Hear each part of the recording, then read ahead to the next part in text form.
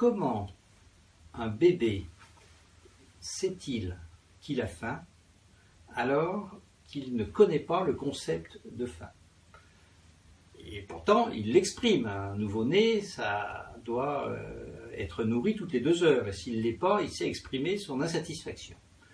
Donc, sans savoir ce qu'est la faim, sans connaître l'idée et sans connaître le concept, il sait exprimer sa faim tout comme un chat qui réclame ses croquettes. Alors comment? Eh bien, on va dire qu'il a une connaissance immédiate de son état de faim, c'est-à-dire immédiate, ça veut dire sans médiateur. Il n'a pas besoin de passer par le concept de faim. Le sens est donné immédiatement. Dans la vie instinctive, je dirais, le sens des choses est connu par connaissance immédiate. Il n'y a pas besoin d'avoir lu De l'amour de Stendhal pour être capable d'être amoureux, comme on peut ressentir, par exemple, à l'adolescence, où on a en général beaucoup plus d'émoi amoureux que de goût pour la lecture. Très bien.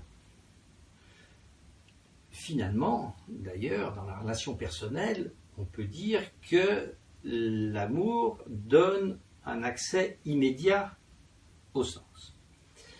Mais quand on parle du monde du travail, quand on parle des choses que nous manipulons qui sont plus conceptuelles, où finalement la question de l'immédiateté de la connaissance ne se pose plus, nous n'avons pas une connaissance immédiate des choses. Pour comprendre un livre, il faut connaître beaucoup de concepts. Pour comprendre ce qu'il y a dans un rapport technique, il faut maîtriser la technique, etc. Et finalement, donc, ce passage de la signification au sens dont je parlais dans une vidéo précédente, ce passage doit se faire par des médiateurs, et parfois par des médiateurs compliqués. Et l'acquisition des médiateurs est un processus de lenteur. Vous ne pouvez pas apprendre des choses difficiles de façon rapide. On dit que Denis de Syracuse avait demandé à Archimède de apprendre les mathématiques, et après la première leçon, Denis de Syracuse, le roi, donc, a trouvé ça trop dur. Il lui a dit, mais pour moi qui suis le roi, tu ne pourrais pas me trouver une méthode un peu plus rapide, facile, etc.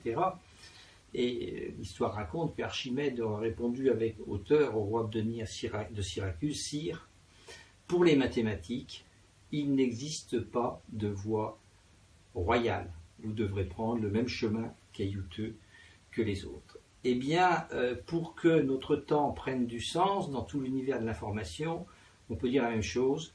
Il n'existe pas de voie royale, il faut la lenteur de l'acquisition des médiateurs pour passer de la signification au sens. Enfin, me semble-t-il, si je puis expliquer cela trop rapidement.